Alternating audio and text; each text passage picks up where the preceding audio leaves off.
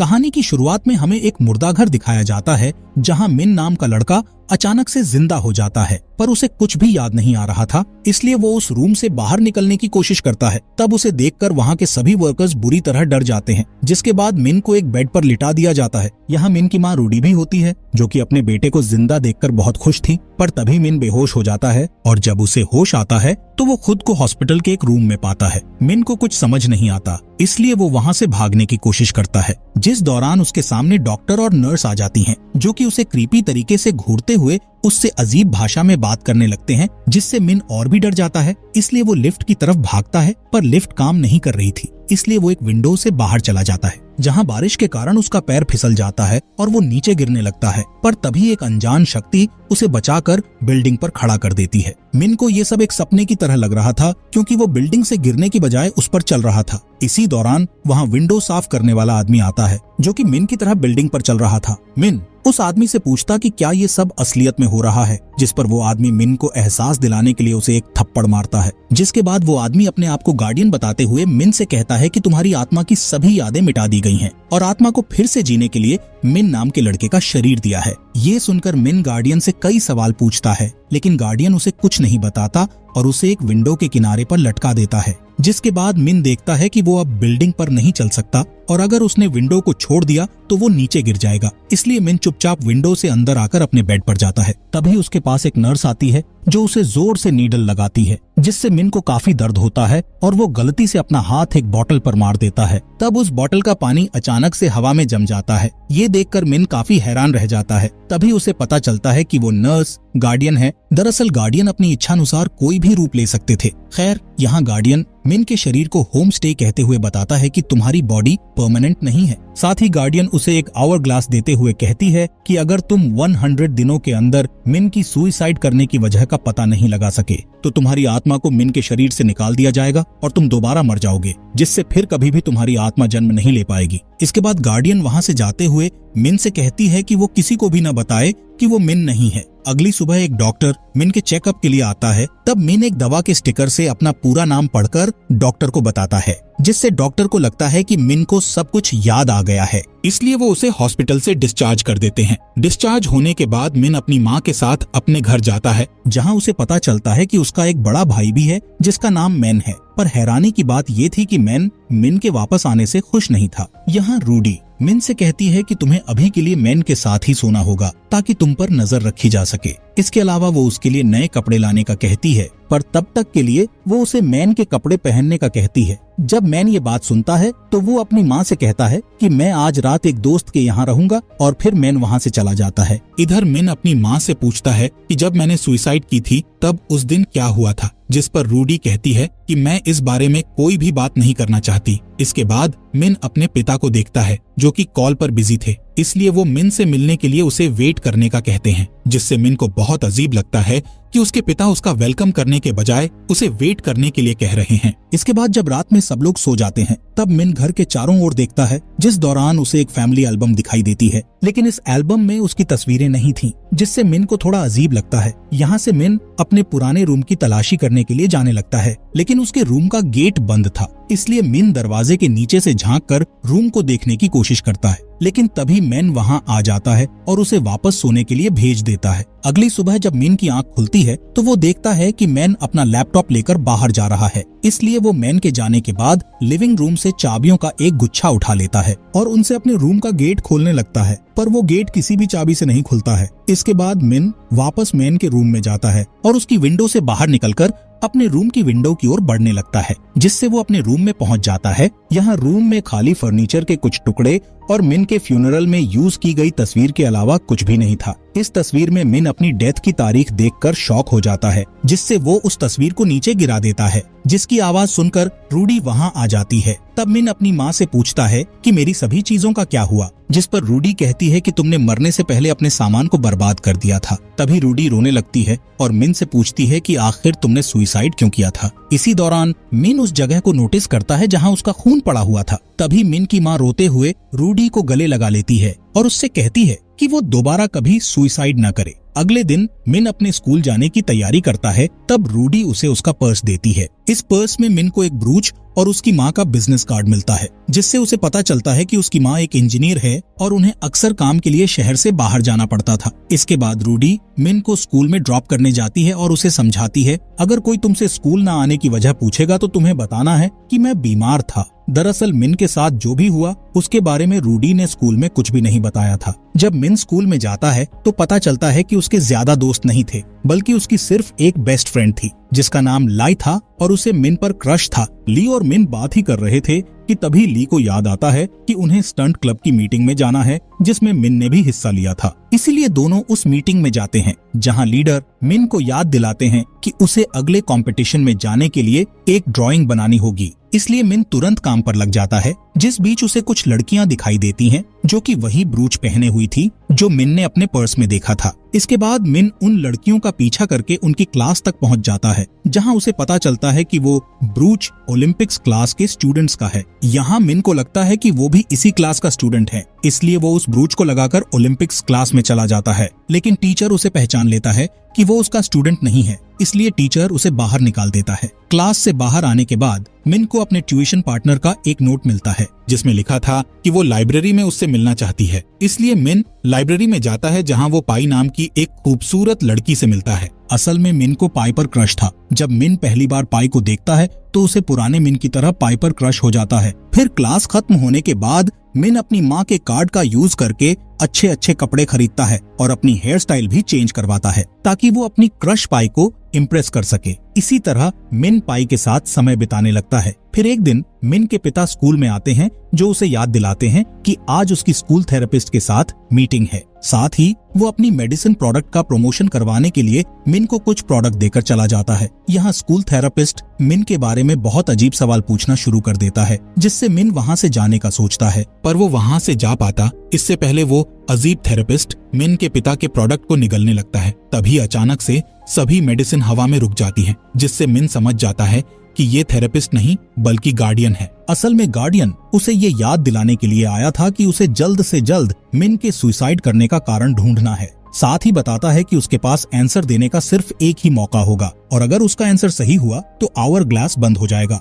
इसके कुछ दिनों बाद मिन के स्कूल में एक फेस्टिवल होता है। तब मिन पाई को ढूंढता है और देखता है कि वो रो रही है। असल में पाई अपना प्रैक्टिस टेस्ट नहीं कर पाई थी, जिस वजह से उसे फेल होने का डर था। तब मिन उसका मूड ठीक करने के लिए कहता है कि तुम ग्रेट हो, इसलिए तुम्हें ज्यादा टेंशन नहीं लेना चाहिए। यहाँ मिन उससे पूछता है कि क्या हम एक कपल हैं, जिस पर पाई मना करते हुए कहती है तुमने कभी भी मुझसे बाहर चलने के लिए नहीं कहा, जिस पर मिन उसे अपने साथ फेस्टिवल में चलने का कहता है। इसके बाद वो दोनों एक साथ फेस्टिवल में जाकर काफी एंजॉय करते हैं और आखिरी में एक साथ बैठकर आतिशबाजी देखने लगते हैं। तब पाई मिन से कहती है कि तुम बहुत बदल गए हो और अब पहले की तरह उदास नहीं रहते हो। ये कहकर पाई मिन का हाथ पकड़ लेती है। अगले दिन जब मिन घर पर होता है तब वो अपनी माँ को फोन पर बात करते हुए सुन लेता है, जिससे उसे पता चल जाता है कि उसके पिता ने अपने MLM ग्रुप के न्यू प्रोडक्ट्स के लिए अपनी मैरिज रिंग बेच दी है, जिस वजह से रूडी काफी नाराज और दुखी है। तब मिन अपनी माँ को खुश करने के लिए उन्हें कुछ ड्यूरियंस पकाने में मदद करता है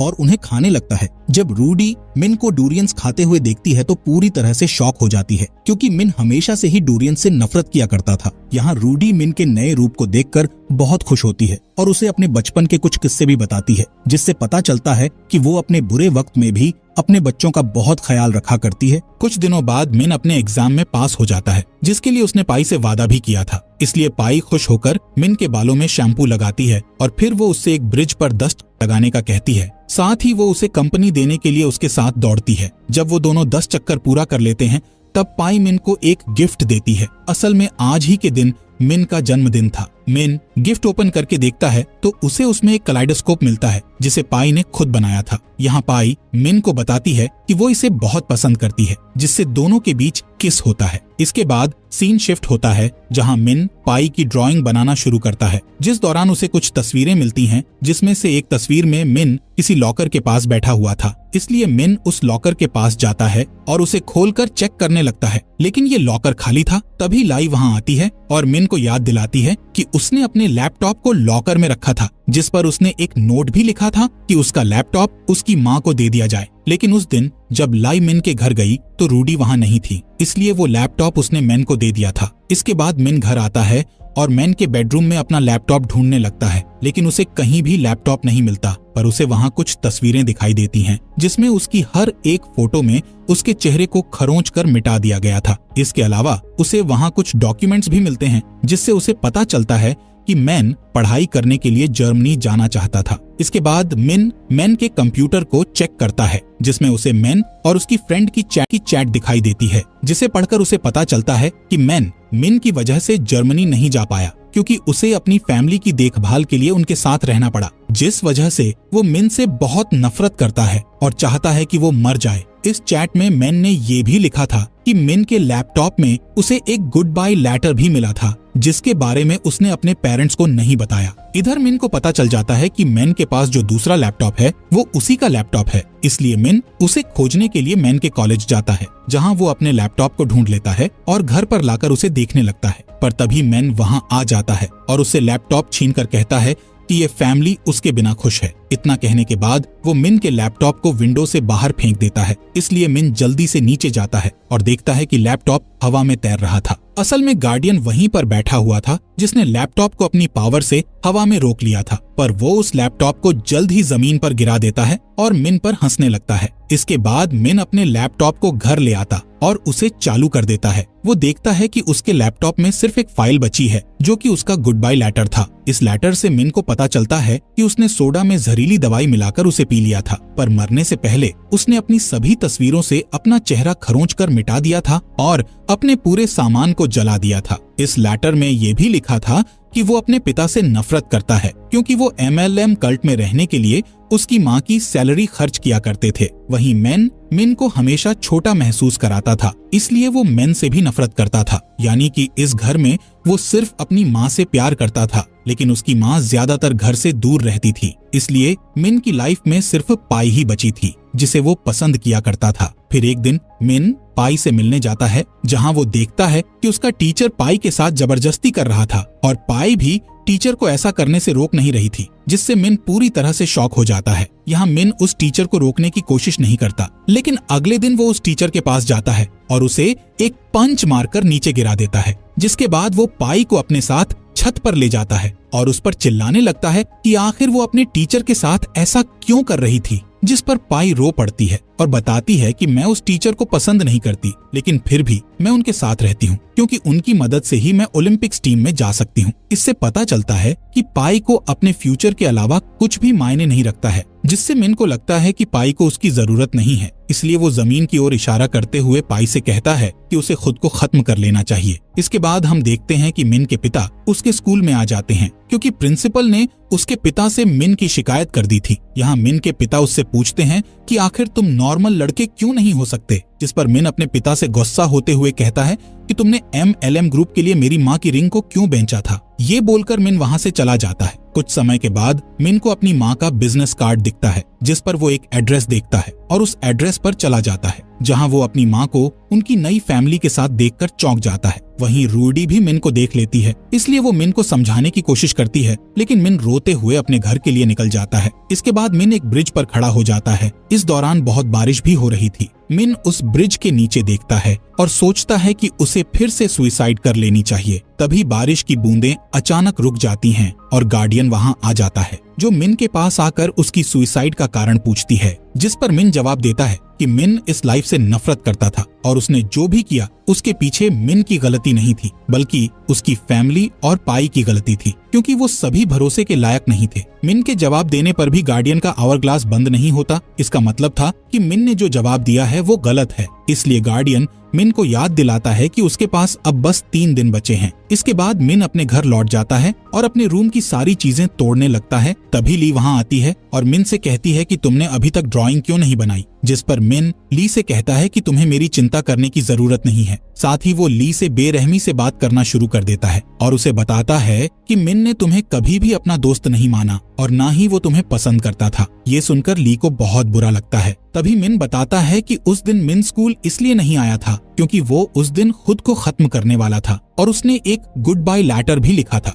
जिसमें उसने तुम्हारा नाम तक नहीं लिखा था। ये सारी बातें सुनकर ली रोने लगती है और वहाँ से चली जाती है। इसके बाद शाम को मिन और उसके पिता रूडी को लेने जाते हैं, जो कि आज ही के दिन काम से लौटकर घर आ रही थी। रूडी बहुत थकी हुई थी, इसलिए वो घर जाना चाहती थी, लेकिन मिन उन्हें एक साथ डिनर करने के लिए बाहर चलने का कहता है। इसलिए वो तीनों एक रेस्टोरेंट में जाते हैं, जहाँ मिन वॉशरूम जाने का बोलकर अपने पेरेंट्स को अकेला छोड़ देता है, लेकिन वो वॉशरूम नहीं गया था बल्कि छुपकर उनकी बातें सुन रहा था। इस दौरान वो देखता है कि पिता उसकी माँ की रिंग लौटा रहे हैं, जिसके बाद रूडी अपने अफेयर के बारे में हस्बैंड को बता देती है, जिससे मिन के पिता रूडी को कुछ बोले बिना ही वहाँ से चले जाते हैं। अब मिन और उसकी माँ कार में अकेले होते हैं। तब रूडी रोते हुए मिन से भी माफी मांगती है और बताती है कि मैं अपनी फैमिली के साथ रहना चाहती हूँ, इसलिए मैंने अपने दूसरे लवर के साथ रिलेशन तोड़ दिया है। लेकिन मिन अपनी माँ को माफ करने से इनकार कर देता है और उसे बताता कि मैं तुम्हारा बेटा नहीं हूँ, बल्कि तुम्हारा असली बेटा मर चुका है क्योंकि तुम एक बुरी माँ हो। इस बात पर दोनों के बीच बहस होने लगती है, जिसके कारण रूडी का ध्यान सड़क से हट जाता है और उनका एक्सीडेंट हो जाता है। इसके बाद जब मिन को होश आता है तो वो अपने आप को हॉस्पिटल में पाता है, जहां वो तुरंत अपनी माँ को देखने के लिए जाता है, जो कि अभी भी बेहोश थी। यहाँ मैन भी होता है, जो मिन को बताता है कि उनकी माँ काफी सीरियस हैं। इसके अलावा मैन कहता है कि मुझे पिता ने बताया कि रेस्टोरेंट में क्या हुआ था और मैं जानना चाहता हूँ कि तुमने सुसाइड करने के बजाय मुझे क्यों नहीं बताया। अगर तुमने मुझे बताया होता तो मैं तुम्हारी मदद करता। साथ ही उससे कहता है कि तुम्हें ये सोचना बंद कर देना चाहिए कि तुमसे कोई प्यार नहीं करता। अब क्योंकि मिन को चोट नहीं लगी थी, इसलिए उसे घर भेज दिया जाता है। घर पर उसे डूरियन स्वीट मिलती है, जो कि उसकी माँ ने उसके लिए रखी थी। वहीं उसे कैलेडोस्कोप भी दिखता है, जो कि पाई ने उसे गिफ्ट दिया था। यहाँ मिन को लगता है कि वो सेल्फिश लोगों की तरह बिहेव कर रहा है। इसके बाद वो अपनी ड्राइंग को पूरा करता है, जिसके अगले दिन ओलंपिक्स टीम की अनाउंसमेंट होती है, जहाँ पाई को टीम में सिलेक्ट होने पर एक स्पीच देने का कहा जाता है। लेकिन जब पाई मिन को देखती है तो उसे गिल्टी फील होता है, इसलिए वो वहाँ से भाग जाती है। जिसके बाद मिन उसे एक क्लास में देखता है, जहाँ वो एक कांच के टुकड़े से खुद को मारने का सोचती है। इसलिए मिन उससे माफी मांगता है और उसे गले लगा लेता है। साथ ही उसे समझाता है कि मैं उस दिन बहुत गुस्से में था, इसलिए मैंने बिना सोचे समझे तुमसे कुछ भी बोल दिया था और तुम्हें खुद पर गुस्सा नहीं होना चाहिए, क्योंकि ये सब उस टीचर की गलती थी। मिन की बातें सुनकर पाई को बहुत अच्छा महसूस होता है, इसलिए वो अपने टीचर की सच्चाई बताने के लिए प्रिंसिपल के पास जाती है। वहीं मिन को अपनी नई डिजाइन की प्रैक्टिस में देर हो चुकी थी, इसलिए मिन पाई के लिए एक ड्राइंग छोड़कर वहां से चला जाता है। इस ड्राइंग में मिन ने पाई के सपोर्ट के लिए कुछ लाइंस भी लिखी हुई थी। इसके बाद मिन कार्ड स्टंट क्लब की रिहर्सल देखने जाता है, जहां वो ली से मिलता है और उससे माफी मांगता है। साथ ही उससे कहता है कि सिर्फ तुम अकेली हो जो हमेशा मेरे लिए अच्छा सोचती हो और मेरा साथ देती हो, जिसके लिए तुमने कभी भी अपनी तारीफ तक नहीं की। ये सुनकर ली मिन को माफ कर देती है और बताती है कि मैं जानती हूँ कि तुमने अभी भी टीम के लिए ड्राइंग नहीं बनाई है, इसलिए मैंने टीम को तुम्हारी पुरानी ड्राइंग दे दी है। जब मिन अपनी पुरानी ड्राइंग को देखता है तो हैरान हो जाता है, क्योंकि ये वही ड्राइंग थी जो मिन ने अभी अभी पाई को दी थी। थोड़ी ही देर में मिन के दिमाग में उसकी पुरानी यादें आने लगती हैं, जिससे उसे मिन की पिछली जिंदगी दिखाई देती है, जिसमें उसे अपनी फैमिली और पाई के साथ बिताए सभी अच्छे पल नजर आने लगते हैं। ये सोचते सोचते मिन अचानक से सीढ़ियों से नीचे गिर जाता है, जिससे उसके पास रखा आवर ग्लास जेब से गिरकर टूट जाता है। इसके बाद मिन अचानक से अपने रूम में पहुंच जाता है, जहां मिरर में उसे गार्डियन दिखाई देता है, जो कि इस बार मिन का रूप लेकर आया था, जिससे मिन समझ जाता है कि मिन की बॉडी में जो आत्मा है वो किसी और की नहीं बल्कि मिन की ही आत्मा है। साथ ही उसे ये भी पता चलता है कि उसने सुसाइड इसलिए किया था क्योंकि वो नहीं जानता था कि जिंदगी में अच्छी चीजों पर कैसे ध्यान दिया जाता है। अंत में वो मान जाता है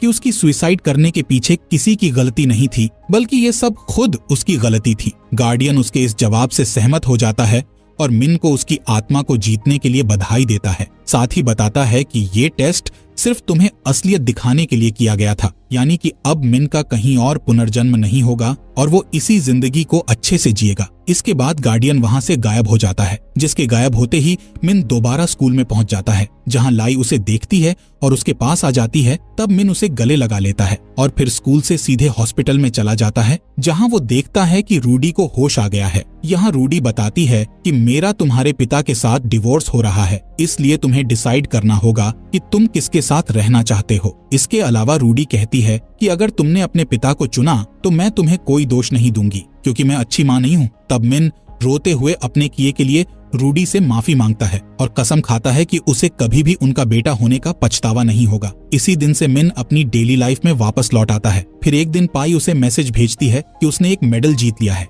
अब क्योंकि मिन ने पाई से वादा किया था कि अगर पाई मेडल ले आई तो वो अंडरवेयर पहनकर और अपने सिर पर साबुन लगाकर एक ब्रिज का चक्कर लगाएगा, इसलिए वो कहानी के एंड में एक ब्रिज का चक्कर लगाते हुए दिखाई देता है। और इसी के साथ मूवी का यहीं पर एंड हो